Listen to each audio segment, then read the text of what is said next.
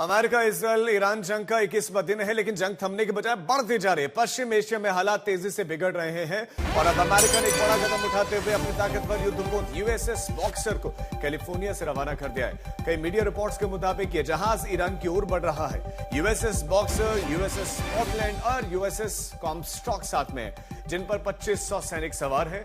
Iran के साथ चल रही जंग में अमेरिका लगभग 4000 सैनिकों की तैनाती में तेजी ला रहा है और इससे पहले यूएसएस ट्रिपोली पहले ही हिंद महासागर के पूर्वी हिस्से में मौजूद है।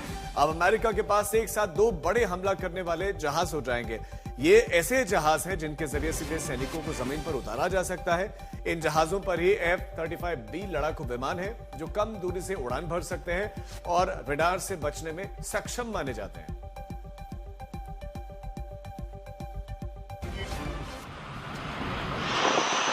तो अमेरिका ने अब मिडिल ईस्ट की तरफ ये 3 नए युद्धपोत भेजे हैं और इनके भीतर सैनिक भी बताया जा रहा है और यूएसएस बॉक्सर, यूएसएस स्कॉटलैंड और यूएसएस कॉमस्टॉक रवाना किए गए। साथ ही साथ अब F-35 के साथ 4000 अमेरिकी सैनिक ये भेजे गए हैं। तो ये युद्ध अब रुकता हुआ दिख नहीं रहा है। डोनाल्ड ट्रंप ग्राउंड ऑपरेशन से अभी हिचक रहे हैं, लेकिन नेतन्याहू अभी भी कह रहे हैं कि ग्राउंड ऑपरेशन का विकल्प खुला है। अगर अमेरिका ग्राउंड पर उतरने के लिए तैयार हो जाता है तो क्या होगा? क्या डोनाल्ड ट्रंप ईरान में सरप्राइज देने वाले हैं? लेकिन सरप्राइज क्या हो सकता है? और ऊपर से अमेरिकी एयरफोर्स उन्हें कवर फायर दे सकती है। कल्पना कीजिए, जमीन पर हजारों कुर्दबागी, आसमान में इजराइल और अमेरिका के F-35 स्टील्थ फाइटर जेट्स। ये वही डबल अटैक होगा जिसका तोड़ ईरान के रिवॉल्यूशनरी गार्ड्स के पास भी नहीं है। ट्रंप जानते हैं कि कुर्द लड़ाकों को हथियार और एरियल सपोर्ट देना खुद की सेना उतारने से कहीं ज्यादा सस्ता और असरदार है।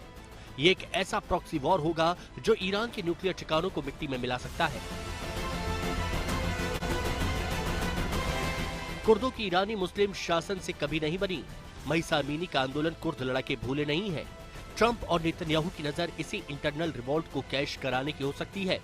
अगर कुर्द विद्रोह करते हैं तो ईरान की फौज 2 हिस्से में बढ़ जाएगी।